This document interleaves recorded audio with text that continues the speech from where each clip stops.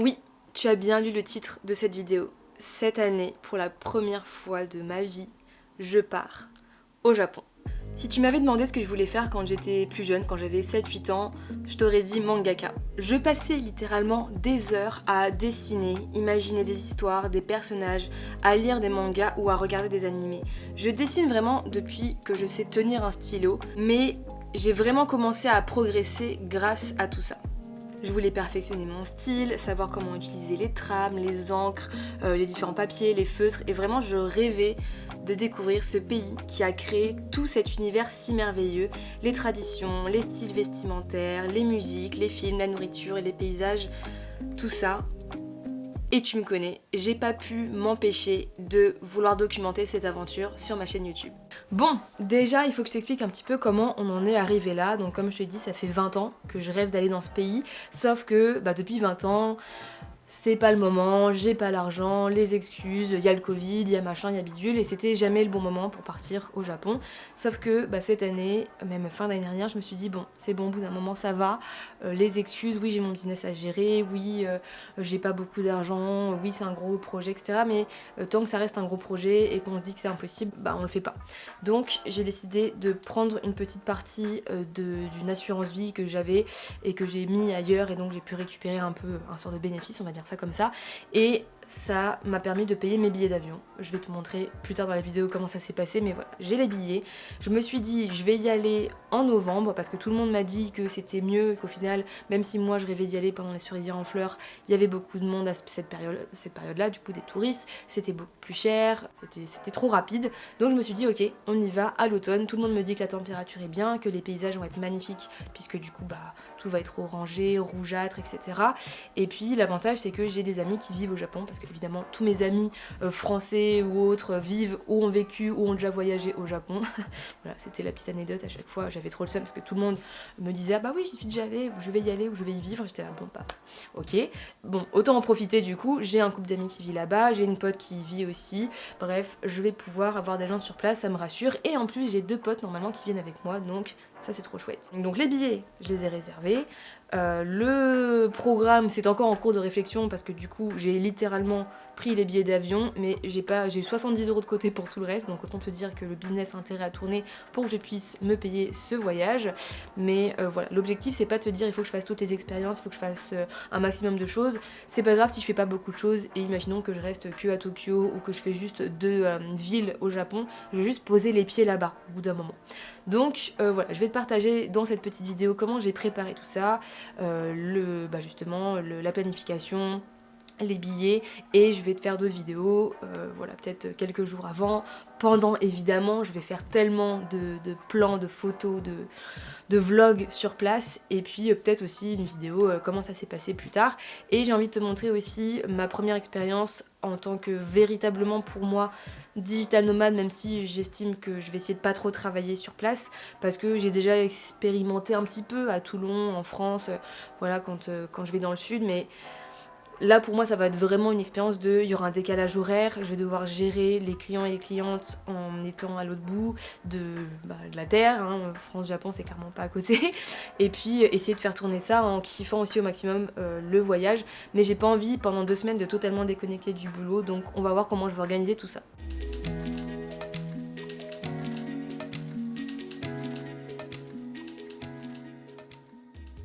Mais quelle angoisse de prendre des billets. Je me dis ça se trouve demain les prix vont baisser, je sais pas. Ah, passeport, faut que je vérifie mon passeport. C'est vrai ça. Faut que je regarde mon passeport. 12 seconds later. Bon, expiration 2028, on est bon. Alors, numéro de passeport. 2028. Ok. Quel enfer, je suis archi stressée. Oh là là. Bon, je m'apprête à faire un saut dans le vide. On adore. J'hésite juste entre 2 billets pour aller au Japon, à peu près au même prix. Celui-là est plus long. C'est un peu plus chiant. Et je dois m'arrêter à Taipei, donc à Taïwan. Et le retour est vraiment assez long. Ou alors il y a celui-là qui est avec juste un changement en Suisse. Mais du coup, là, dans ce billet-là, il me semble pas qu'ils prennent... Enfin, ça monte vite plus cher pour échanger les billets, alors que là, il y a une option pour être remboursé 80% du billet en cas d'annulation. Donc je suis en pleine cogitation, c'est un enfer. Je me souvenais pas que c'était si casse-couille tout ça. Billet flexible, donc là, si je veux une option, ça passe à 1080. Et clairement, c'est pas le même prix. C'est un enfer. J'avais oublié à quel point... Enfin, j'avais oublié. Je savais même pas à quel point c'était casse-couille, puisque je prends rarement des billets de train et d'avion. Enfin, de train si, mais d'avion, non. Du coup, je sais pas. Là, actuellement, dans mon compte pour ce projet, j'ai 980 €. Sachant que j'aurais bien voulu que ça inclue d'autres trucs. Genre le pocket wifi et tout machin. Je pense que le JR Pass, ça passera pas, clairement. Donc, j'aime pas. Bon, c'est le moment fatidique de rentrer les codes de carte bleue. Je suis en panique, mais tout va bien. Voilà, je vais payer un billet, enfin 2 billets à 900 €. Tout va très très bien. Ah, l'angoisse. En fait, c'est quand j'ai appuyé sur le bouton entrée et valider le paiement surtout que ça va faire mal. Mais bon, j'ai pris la garantie là pour être remboursé 60% du prix ou un truc comme ça, 80, je sais même plus.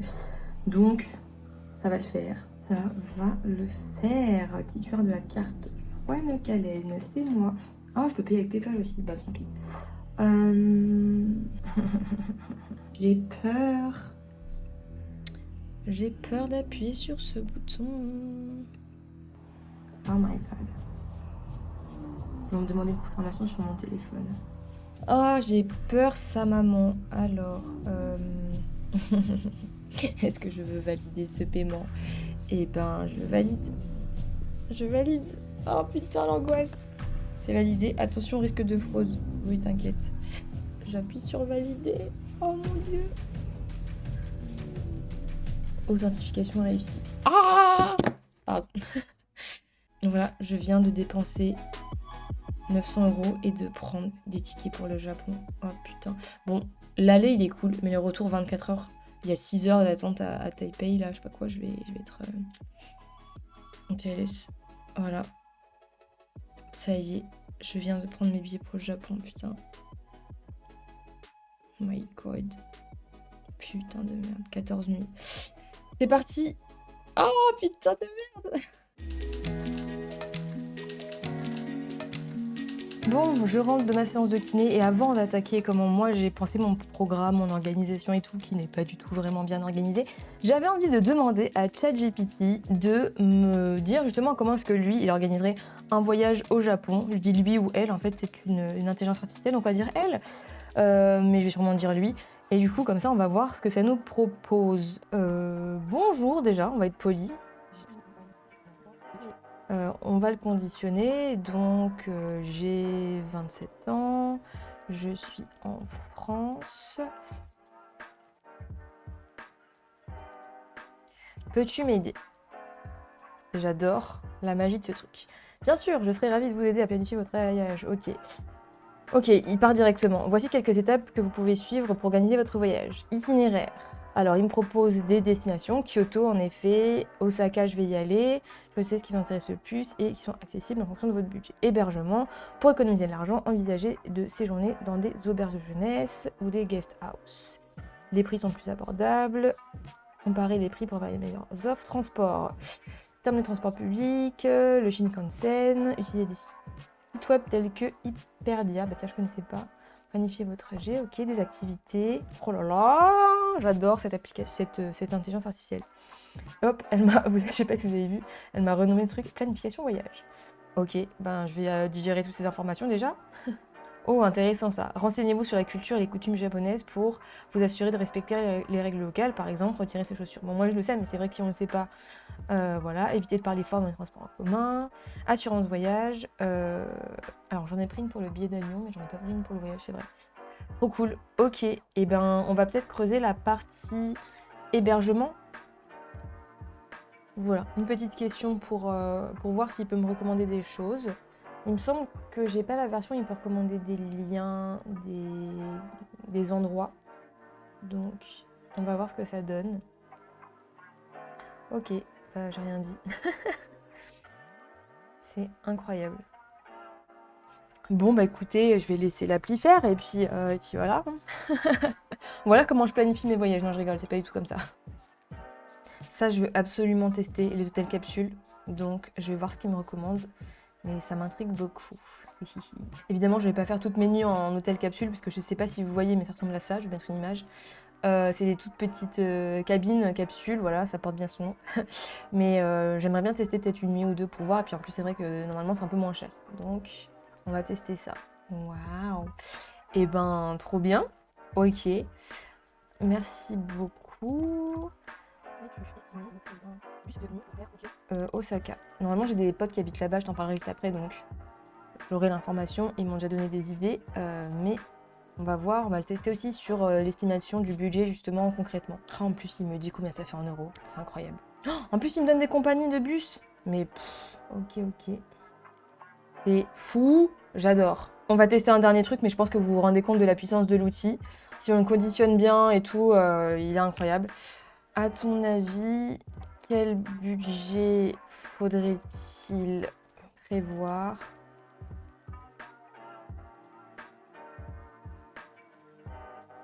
On va tenter. Voilà, quel budget il faudrait prévoir à peu près pour les transports, la nourriture, le logement pour 2 semaines.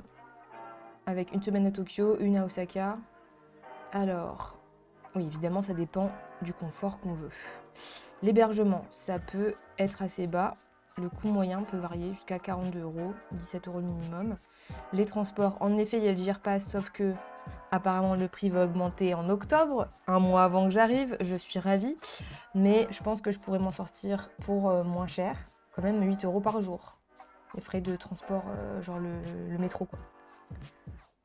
Ok. Waouh, il m'a fait un récap et tout. Ok, bah trop bien. La nourriture, en vrai... Ah oui, par jour, ok. Parce que de ce que j'ai compris, c'était pas vraiment hyper cher. Eh ben, c'est parfait. J'esp. Voilà, vous vous rendez compte de la puissance de ChatGPT. J'espère que ça vous a plu. Et maintenant, on passe à mon programme.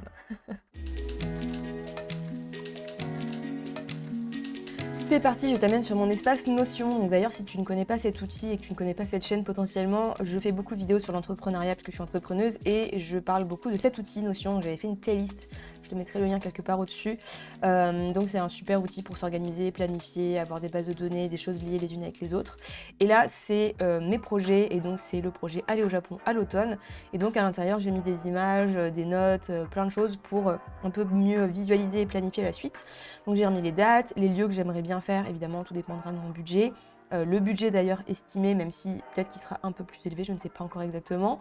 Le logement, donc quand je serai à Osaka, ce qui est génial, c'est que j'ai un couple d'amis, donc Manon et Alec, ceux que tu as vu dans la petite vidéo, j'ai fait un call avec eux il n'y a pas longtemps, qui vont m'héberger, donc ça va me faire économiser des sous, et ça vraiment merci à eux, et ils m'aident beaucoup aussi pour un petit peu prévoir le voyage. Là je les ai appelés, on a pu discuter, ils m'ont donné plein d'infos super intéressantes, et je peux aussi demander des conseils à ma pote Julia qui est sur place, et à mon autre couple d'amis, Laetitia et Nathan, qui ont vécu pendant un an, mais là qui sont rentrés. Pour le budget, j'ai noté ça dans les très grandes lignes, mais ça va sûrement être plus, enfin ça va peut-être bouger, je ne sais pas encore exactement. Donc, je me suis fait un petit calendrier brandé avec mes couleurs, tout mon petit univers, pour un peu voir comment je vais organiser tout ça, les dates. Donc là, par exemple, je vais faire un bus de nuit pour faire Tokyo-Osaka et ensuite rentrer le 23. Ce qui va me faire économiser 2 nuits d'hôtel. Et en plus, le fait de voyager dans un bus, c'est moins cher que dans un train, de toute évidence. Mais évidemment, ça sera plus long, ça sera moins confortable. Mais bon, voilà, moi, je priorise le petit budget. J'aimerais bien faire, si je peux, une journée et une nuit à Kyoto. Faire, voilà, peut-être des hôtels capsules quand j'arriverai, quand je partirai. Peut-être me faire quand même une nuit dans un hôtel trop bien, un peu plus cher. Peut-être pour la chaîne YouTube, mais bon, on verra. S'il y a des partenaires qui veulent sponsoriser mes vidéos au Japon, envoyez-moi des messages. Et puis voilà, un petit peu pour voir les grandes lignes. Et puis je vais remplir ça au fur et à mesure. Mais en gros, ça me donne un peu une idée de comment ça va se passer. J'ai noté des chaînes YouTube qui parlent de voyage au Japon, des articles de blog, les infos sur le GIRPass. D'ailleurs, je crois que ça a augmenté, ça va être plus genre 240-250 €. Donc c'est comme un sort de pass Navigo qui permet de faire prendre plusieurs trajets de train sur certaines lignes en illimité, mais c'est que pendant une semaine. Donc c'est peut-être pas le plus rentable. Mes potes m'ont dit que voilà, je pouvais me débrouiller pour moins cher et tout. et les différents trajets. Donc voilà, je me suis dit d'abord Tokyo, c'est la première partie, ensuite Osaka, sur Osaka peut-être faire une nuit, une journée à Kyoto pour découvrir, et puis les potes m'ont dit que voilà, un petit trajet, c'était pas forcément, enfin le trajet n'était pas forcément hyper long, hyper cher. Ça, je sais plus où j'ai trouvé l'info de 5 € mais à vérifier. Et peut-être tester un ryokan et un onsen typique. Bon, on verra ça si j'ai les sous aussi, encore une fois. Et le retour à Tokyo pour finir. Et j'avais noté que le dimanche, c'était cool d'aller à Harajuku, puisqu'il y avait beaucoup de mariages. Donc j'aimerais beaucoup voir des mariages traditionnels, des gens dans les tenues et tout, et aller à Harajuku parce que c'est un rêve depuis que je suis ado. Et puis voilà, j'ai aussi Alec, donc le garçon qui est dans le couple d'amis chez qui je vais dormir là-bas, qui m'a donné plein d'infos avec des idées de prix, de budget, tout ça. Donc voilà pour la nourriture, le prix, donc les combini, c'est des sortes de petits supermarchés où c'est moins cher. Si je veux faire un fast-food, voilà, bon, c'est un peu comme en France, voire un peu moins cher parce qu'en France ça monte assez vite. Si je veux un bon restaurant, voilà, des tranches de prix pour que moi ça m'aide aussi à savoir qu'est-ce que je peux faire. Là, si je veux aller à Nara, et ben les petits biscuits c'est 1 € pièce pour nourrir les petits daims et tout. Donc voilà, ça me donne plein d'indications et ça c'est super précieux pour planifier. Donc bah voilà.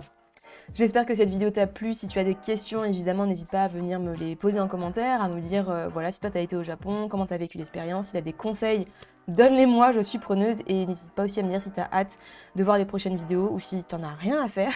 Et puis sur ce, bah écoute, je te souhaite une très belle semaine, journée, nuit, peu importe. Et je te dis à très bientôt. Moi, j'ai très hâte de continuer à planifier ce voyage. Et si tu veux, d'ailleurs, j'en parlerai plus sur mon Instagram aussi. Tu peux me suivre au quotidien si ça t'intéresse. Si tu ne me suis pas encore, tu peux t'abonner, abonne-toi, vraiment, c'est gratuit et c'est super cool. Tu peux liker, tu peux partager, bref. Et sur ce, bah écoute, à très vite. Salut!